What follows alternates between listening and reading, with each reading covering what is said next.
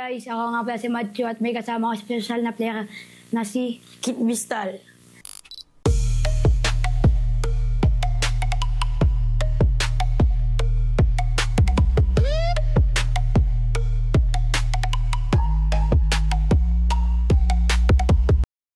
Idol, kamusta naman ang araw mo? Masama ang panahon, hindi mapag-insayo. Paano ka nagsimulang maglaro ng basketball? Na-inspire lang ako sa mga dumadayo sa amin sa mga patmani. Tanda mo pa ba, Idol, kung kailan ka nagsimulang mag-basketball? 11 years old sa RBYO.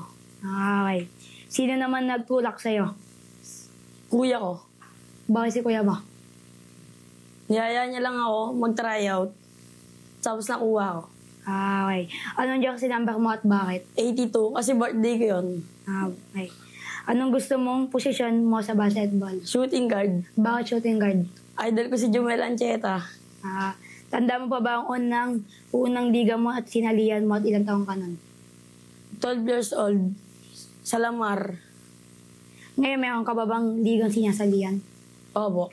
Ano yun? Sa Barta, RBYO at marami pang iba. Ano ang training na ginagawa mo sa normal na araw? Stretching lang, shooting, dribble, yun lang. Paano mo inaantay ang pressure mo bago ang isang malaking laro? Dasal lang. Sal.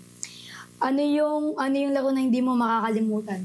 Sa Barta, lamang na lamang yung kalaban na habol pa namin. Saan komportable? Opensa o depensa? Depensa, kasi yung opensa, kusa naman lalabas eh. Okay. Sino ang pressure mo sa paglalaro at motivation mo sa paglalaro? Si Kuya. Bakit si kuya? Siya yung nag-aya sa akin maglaro. Sinong player din ang iniidolo mo? Si Joel Ancheta lang eh. Pero sa inyo, sino ang idol mo? Wala. Wala. Ano ang mapapayo mo sa mga batang magsisimulang maging basketball player? Ensayo lang, makinig sa coach. Message mo sa mga taong sumusuporta sa'yo. Salamat sa mga sumusuporta sa akin. Sa mga tropa ko dyan. Shoutout. Sino gusto mo i-shoutout, Idol? Shoutout sa mga tropa ko dyan. Hans Barakil, Cargol, Kurt Aguirre, Mark Anthony Rivera. Ayun lang. Yun lang guys, salamat sa panonood. Maida, salamat din sa pagpunta. Ayun lang guys, salamat sa panonood. See you next video. Yun lang, bye-bye. Ayun. Paano may na-handle ang pressure mo sa malaking laro? Paano may na-handle ang pressure mo ba?